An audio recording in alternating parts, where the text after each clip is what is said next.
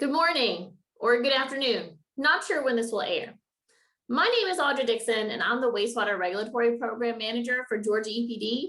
My team is responsible for the issuance of wastewater NIPDs, land treatment system, pretreatment, underground injection control, engineering and permitting, along with the data management associated with it. Thank you for having me here today to provide the Georgia EPD Watershed regulatory update for the disposal of biosolids.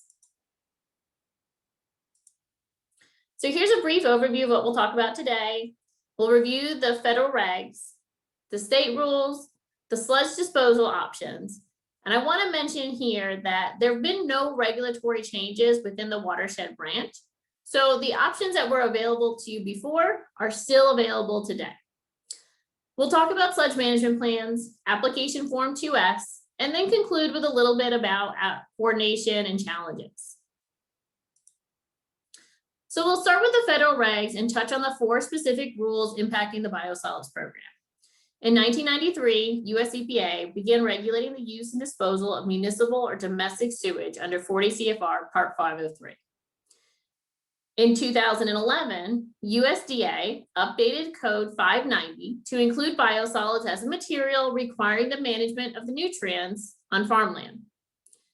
In 2015, US EPA rolled out the e-reporting rule in 40 CFR Part 127, requiring the application information related to the disposal of sewage sludge and the biosolids annual report be electronically transmitted to US EPA. Georgia uses application form 2S to capture the sludge disposal option and provides it to US EPA. Facilities with an approved sludge management plan are also required to complete an annual report and submit that directly to EPA.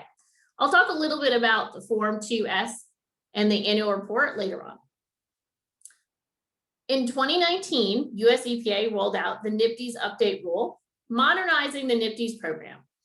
It requires email addresses be provided on the applications, updated a few application requirements, and updated the public notice requirements. There were no changes to the current public notice requirements for the biosolids program. So I mentioned application form 2S, and we'll discuss that a little bit. Historically, EPD had been using an abbreviated form 2S, commonly referred to as the sludge addendum, and it was completed along with your NIPDs and LAS permit application. As we have transitioned to using the online application system GEOS, we've been working with the developers to incorporate EPA's form 2S. This will be a standalone section of the application and will mirror the federal application requirements. We're targeting late spring, early summer to make this application form live. So please go ahead and take a look at EPA's website, get familiar with Form 2S so that you have all the information you need when you go to fill out your application. So I also mentioned annual reports. Annual reports must be submitted to both US EPA and Georgia EPD by February 19th. The paper-based Georgia EPD annual report is required to be submitted annually, and the report is available on our website for easy access. The e-reporting rule requires a submittal of annual report using the web-based application NET directly to US EPA. You must report the information separately to each regulatory agency, as EPD is not a delegated state to implement the federal program. So we'll switch and talk a little bit about the state regs. In 1994, shortly after EPA promulgated rules, Georgia adopted regulations for the beneficial use of biosolids through land application, and these requirements closely mirror the federal regs in Part 503. Georgia is not a delegated program. It has its own regulations, which closely mirror the federal regs. Our rules do require the submittal of a sludge management plan, and I'll talk about that a little bit more later on. In 2017, the state rules were updated, incorporating the federal e-requirements in 40 CFR 127. And then in 2020, EPD updated several existing rules to modernize the public notice requirements. There were no new requirements applicable for sewage sludge. EPD requires public participation prior to the development of the sludge management plan at the local level, and then again after EPD approves your sludge management plan as part of the permitting process. So, who does the biosolids rule actually apply to? It applies to anybody who prepares or applies sewage sludge to the land for land application for beneficial reuse. The state biosolids rules does not regulate hazardous sludge, sludge generated from a drinking water plant, sludge generated for industrial facilities, or the incineration of sewage sludge.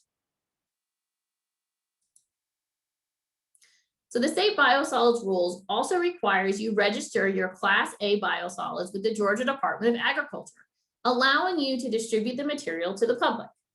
Class B biosolids may not be registered as a soil amendment or fertilizer. So who needs a permit? Facilities that generate sewage sludge must have a NPDES or LAS permit. If your facility does something other than landfill the sewage sludge, additional permits and regulations may apply. Which leads us to the 5 disposal options currently available for the disposal of sludge. These are the 5 options that were available before and still available today. So landfilling is currently the most common practice used for the disposal of municipal biosolids or sewage sludge. Sending it to a third party for further treatment and disposal is second.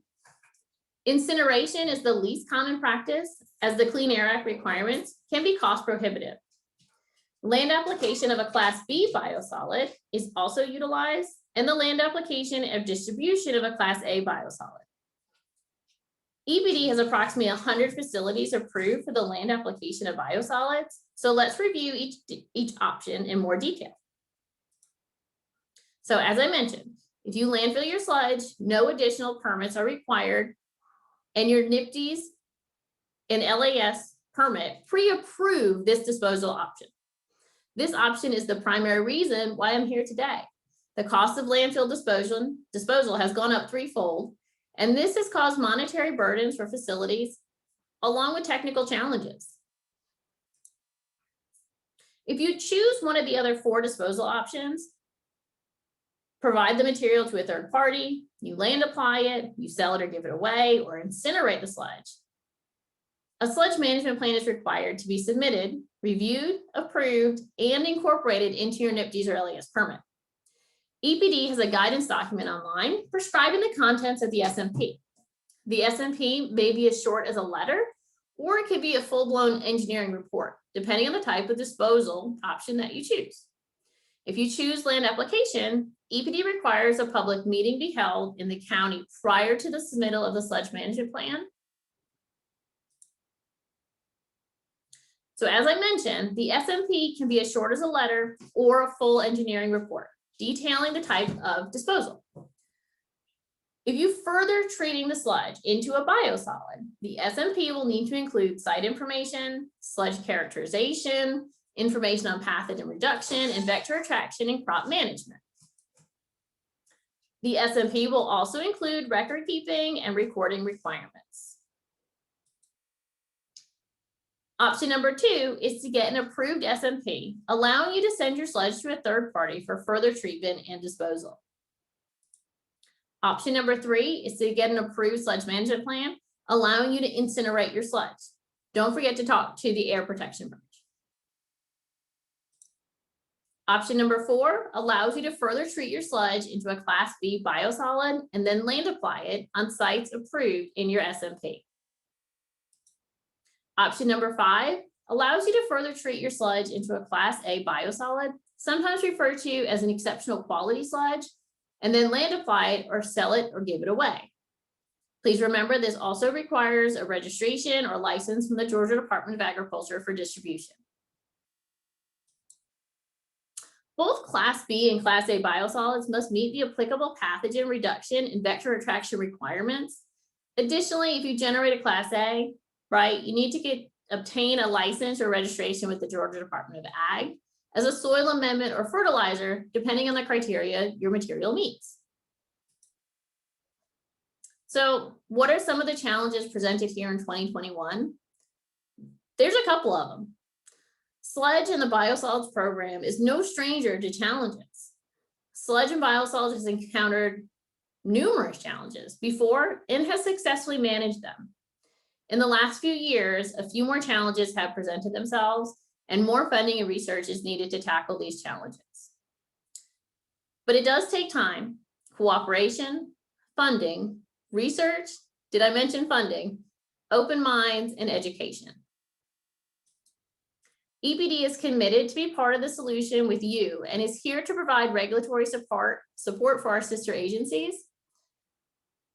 So what is it that you need to take away today from my presentation? The disposal options available to you are still available today.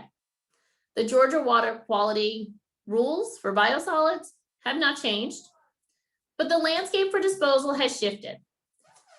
These are local decisions, and they may not be the one-size-fits-all solution as historically they might have been. There may be different solutions for each community. In closing, I want to thank UGA for hosting the virtual Water Resource Conference and providing an opportunity for EPD to be part of a complex conversation.